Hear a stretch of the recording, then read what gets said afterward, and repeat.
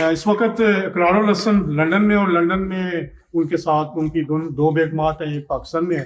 سگرار صاحب سے بات کرتے ہیں کہ ان کی خوشگوار صفاتی جو زندگی ہے اس کا راز کیا ہے. میں سمجھتا ہوں، میں ہمیشہ یہ کہتا ہوں کہ یہ اللہ گواہ اس بات کا کہ یہ کریڈٹ جو ہے یہ کبھی بھی انسان خود نہیں لے سکتا. میں کہوں میرا کریڈٹ ہے، یہ اللہ سلامت ہے کہ میں ہمیشہ میری والدہ کے بعد میری زندگی کی سب سے اہم خاتون ہے، وہ قرۃ العین ہم سب کے لیے. بالکل. تو یہ ان کی مہربانی ہے. انہوں نے گھر کو اتنا ایک بائنڈنگ فورس کے طور پر سب کو جہاں جس طرح سے فیسیلیٹیٹ کرنا ہوتا ہے، جس کا جو مقام ہے، میری والدہ کو، میرے بچے کو، پھر میرے بھائی، سب ہم ساتھ رہتے ہیں، فیملی ہے، دوسرا صاحب ہوتی ہیں. تو یہ کریڈٹ جو ہے میں سمجھتا ہوں سب سے زیادہ کریڈٹ جو ہے قرۃ العین کا. اور پھر ظاہر ہے یہ سب لوگ آپس میں، تو یہ اللہ بس نظر نہ لگائے، اس کو دعا کرنے کی ضرورت دیا ایسے. تو اس میں جو آپ کا اپنا کردار ہے وہ کس حد تک یہ ان سب کو اکٹھا رکھیں؟ نہیں، میں تو بڑا اس معاملے میں نالائق اور نااہل ہوں. میرا آپ مصروف ہوتے ہیں اپنے کام میں، میری سحری کے سلسلے میں. میں سمجھتا ہوں کہ سارا کریڈٹ جو ہے یہ قرۃ العین کا، نسا کا، فلاں کاری کا ہے. انہوں نے گھر کو واقعتاً ایک جنت بنا کے رکھا ہے. آپس میں کبھی کوئی ایشو نہیں، کوئی موازنہ نہیں، کوئی مقابلہ نہیں. ہر ایک کی اپنی خصوصیات ہیں، ہر ایک کا اپنا ایک مقام ہے. تو اس کے مطابق تو میرا تو زیرو رول ہے اس کے اندر. آپ کیا کہیں گے؟ آپ تو یہ تعریفیں کر رہے ہیں، تو بیسیکلی نسخہ کیا ہے یہاں، وہ کیا کہہ سکتے ہیں آپ کہ کیا وہ ایلیمنٹ ہے جس کے تحت ماشاءاللہ اتنا اسٹیبل پہ تینوں آپ اکٹھے رہ رہے ہیں؟ سب سے اچھی بات ہے کہ کوئی کسی سے مقابلہ نہیں کرتا. ہر جیسے گانے کا کہ ہر ایک کی اپنی خصوصیت ہے، سب لوگ اپنی اپنی جگہ پہ اپنا رول سے کرتے ہیں، تو آسانی رہتی ہے ذرا. باقی اللہ کا شکر ہے کہ گٹار بھی بہت سب کے ساتھ بیلنس طریقے سے جس کو جہاں جس کی ضرورت ہوتی ہے اس کے تحت چلتے ہیں.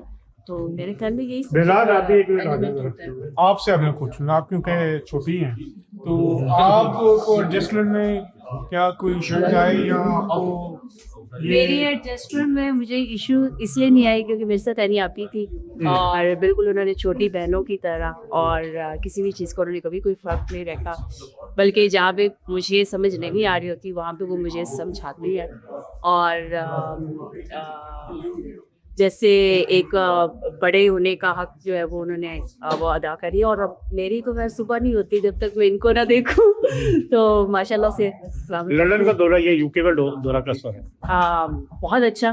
اور ہماری خواہش ہوتی ہے کہ ہم پوری فیملی ساتھ آئیں، اور ہم یہی کرتے ہیں، اور ہم ساتھ آتے ہیں، اور بہت اچھا. اچھا گرینڈ صاحب، اب جیسے پہلے بھی بات کی کہ لوگ اس کو شاید تھوڑا سا مغرب سمجھتے ہیں، کیا کہنا چاہیے ان لوگوں کو؟ کیا یہ سچی بات ہے، ابھی آپ نے وہ کر لیا انٹرویو، ورنہ میں کبھی بھی چاہتا ہوں کہ یہ اس کو گلوریفائی کر کے نہ بتایا جائے، یعنی اس کو ہم بڑھا چڑھا کے یا کچھ اس طرح سے، کیونکہ ہماری سوسائٹی میں نا یہ ہماری بہنوں کے لیے، بچیوں کے لیے، ان کے لیے بڑا ایک انسیکیورٹی والا پرابلم ہے نا. اور ہر آدمی یا ہر فیملی اس طرح سے رہ بھی نہیں سکتی. تو کبھی بھی یہ ریکمینڈیڈ نہیں ہے بھائی آپ جو لوگ دیکھ رہے ہیں نا تو یہ کر لیں اور کیا جانا چاہیے یا کر سکتے ہیں.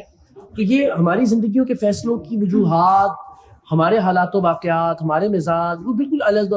وہ تو اللہ نے یہ ضروری نہیں کہ ہر ایک کو جو اس طرح کے شاندار پارٹنرز ملیں جو کہ آپ کی اب آپ کو سمجھیں. So this is not recommended at all. یہ کبھی میں گلوریفائی نہیں کرتا، میں کبھی یہ نہیں کہتا کہ یہ کرنا چاہیے. ہمارے معاشرے میں یہ مشکل کام ہے، یہ نہیں ہونا چاہیے.